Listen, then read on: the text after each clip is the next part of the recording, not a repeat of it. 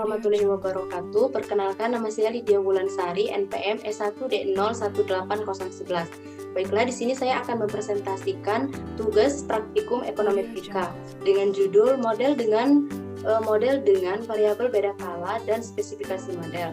Dalam hal ini, adapun penelitian yang berjudul analisis eksportir minyak kelapa sawit atau CPO Indonesia ke India tahun 1990 sampai 2015.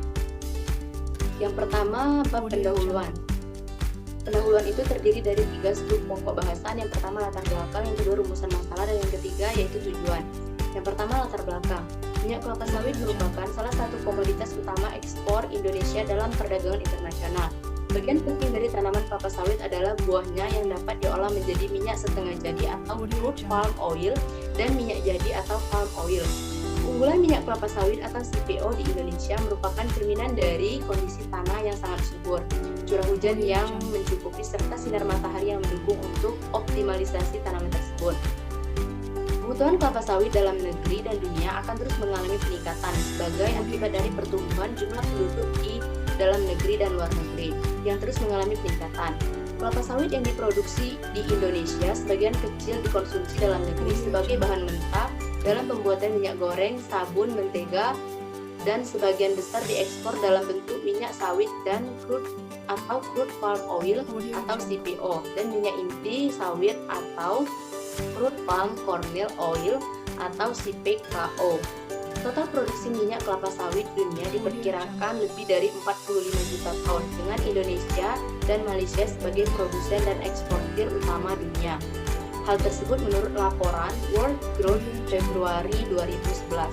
Sementara, importir utama minyak kelapa sawit adalah India, Cina, dan Uni Eropa. Total produksi ini membawa Indonesia menjadi peringkat pertama dalam hasil parunan kelapa sawit. Hal ini berdampak sangat positif karena jumlah permintaan minyak kelapa sawit yang semakin tinggi.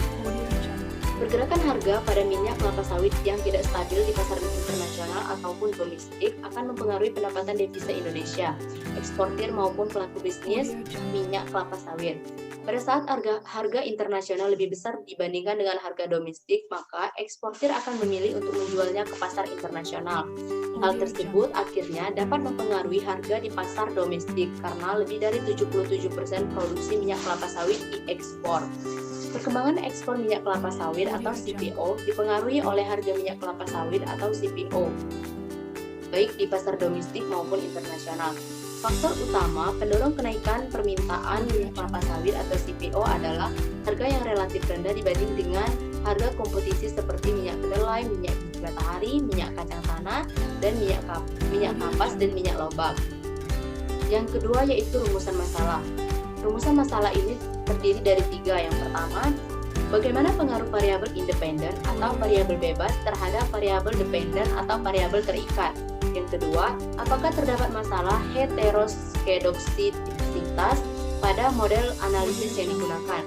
Yang ketiga, apakah terdapat masalah autokorelasi pada model analisis yang digunakan.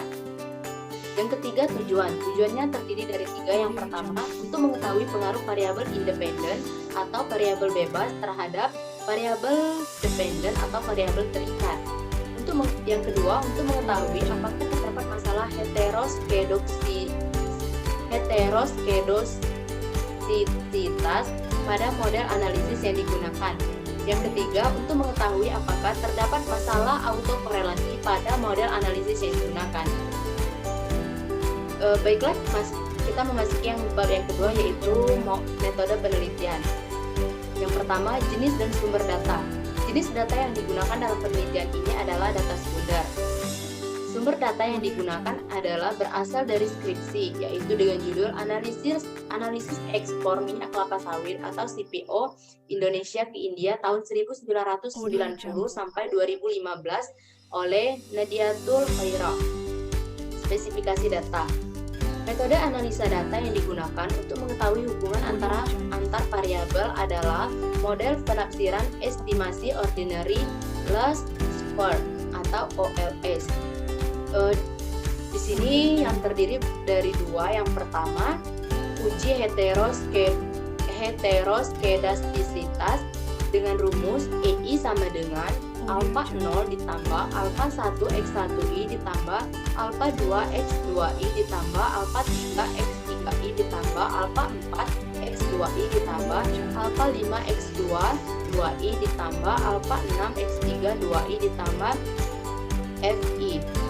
Yang kedua yaitu autokorelasi, di mana ET sama dengan rho 0 ditambah rho 1 ET dikurang 1 ditambah rho 2 ET dikurang 2 ditambah rho 3 ET dikurang 3 ditambah rho P ET dikurang P ditambah FT. Baiklah, yang kita memasuki bab yang ketiga yaitu hasil dan pembahasan. Yang pertama, hasil. Sebelum melakukan analisis faktor yang mempengaruhi permintaan minyak kelapa sawit di Indonesia, kita sebagai peneliti harus memastikan terlebih dahulu apakah pada data yang kita gunakan terjadi masalah atau tidak. Hal ini berguna untuk keakuratan hasil penelitian yang akan kita dapatkan. Baiklah, kita membahas yang pertama yaitu pengaruh variabel independen terhadap variabel dependen. Nilai R-square yang digunakan sebagai indikator ketepatan model. Baiklah, ini adalah hasil dari R-square, di mana R-square-nya sama dengan 0,8385. Nah, dari hasil tabel yang di atas, maka R-square yang diperoleh menunjukkan antara variabel independen dan variabel dependen. Hasil nilai R-square yang diperoleh adalah 83,85%. Artinya, variabel GDP berpengaruh terhadap permintaan sebesar 83,85% dan sisanya 16,15% ada di variabel lain yang tidak dijelaskan di suatu analisis ini. Yang kedua, uji heteroskedastisitas.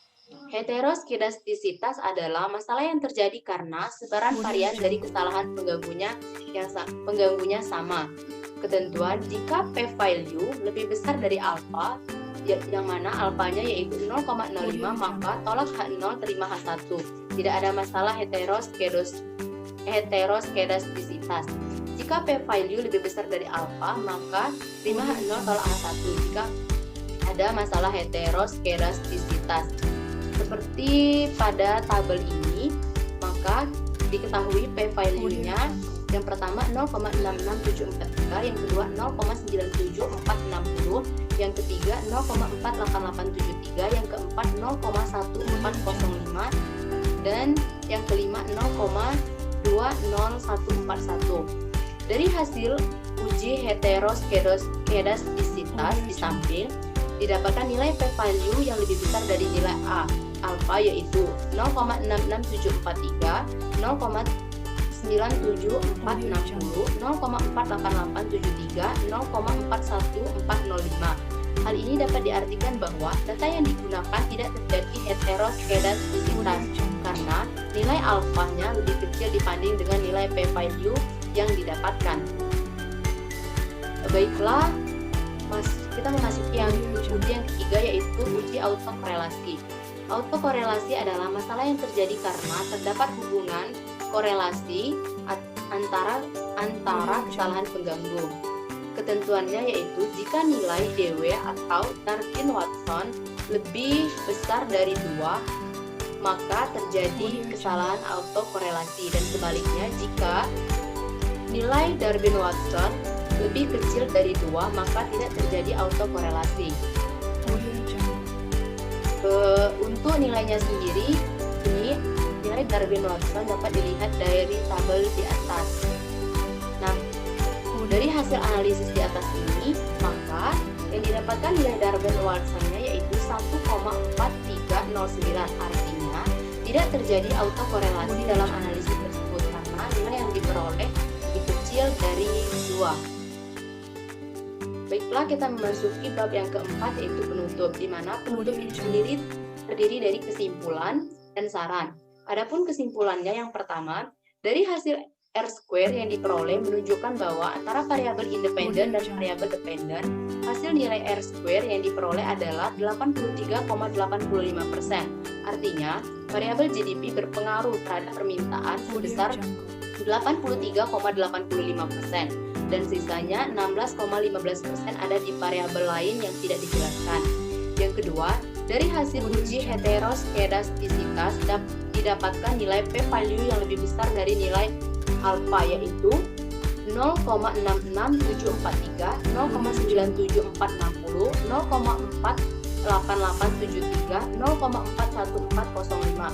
Hal ini dapat diartikan bahwa data yang digunakan tidak terjadi heteroskedastisitas karena nilai alfanya yaitu 0,05 lebih kecil dari nilai p-value yang didapatkan.